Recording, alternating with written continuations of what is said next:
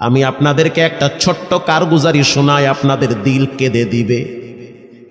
2016 সালের ঘটনা। তখন ঢাকায় মোহাম্মদপুর আমি খতমে তারাবির জন্য 2 জন হাফেজ নিয়োগ দেওয়া হবে কেন্দ্রীয় মসজিদে।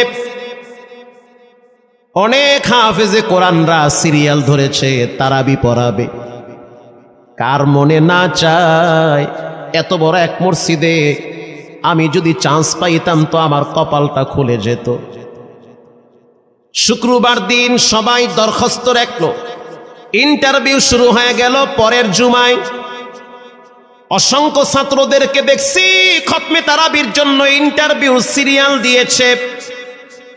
ইন্টারভিউ বোর্ডের ভিতরে আমি ছিলাম। কয়েকজন হাফেজকে আমরা সিলেকশন করছি যে এদেরকে নেওয়া হবে। এদের তেলাওয়াত সুন্দর, পড়াও বড় মজার। আমরা কাগজগুলো এক জায়গায় জমা করছি। পরের জুমায় আমরা ঘোষণা দিয়ে দিব কোন মায়ের সন্তান চান্স পাবে। পরের জুমায় যখন জুমার নামাজের পর 3টার দিকে যখন আমরা বসে বসে ফলাফলগুলা দেখতেছি যে কাকে কত নাম্বার দেওয়া হয়েছে, দরওয়াজা লাগায় দিছি, জানলা লাগায় দিছি, এসি ছেড়ে দেওয়া হয়েছে, সব লাগানো, বাহির থেকে কিছুই দেখা যায় না। ইন দি মিন টাইমে মসজিদের বারান্দার দরওয়াজায় কে যেন নক করতেছে। খাদেম সাহেব আস্তে করে জালনা খুইলা উকি মাইরা দেখতেছে যে 2টা ছোট বাচ্চা বাহিরে দাঁড়িয়ে আছে, একেবারে অল্প বয়স। খাদেম প্রশ্ন করলো, তোমরা কারা, কেন আসছো? বলে, আমরা 2 জন আসছি খতমে তারাবির ইন্টারভিউ দেওয়ার জন্য।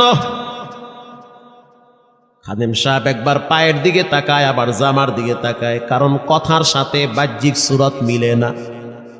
অন্য অন্য ছাত্রদেরকে দেখছি কত উন্নত পোশাক পরে, গেটআপ কত সুন্দর করে ইন্টারভিউ দেওয়ার জন্য আসছে। আর এই 2 জনের দিকে তাকায় দেখলাম মনে হয় রাস্তায় ভিক্ষা করতে করতে আইছে। মানায় না, একেবারে গরিব।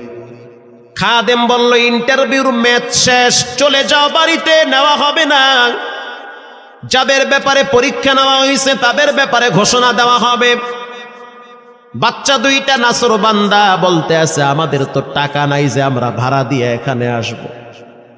বাবায় বড় কষ্ট করে 2-4টা টাকা জমা কইরা পকেটে দিয়া পাঠায় দিছে, এজন্য আসতে দেরি হয়েছে। খাদেমের বড় মায়া লাগছে, কারণ খাদেমও গরিবের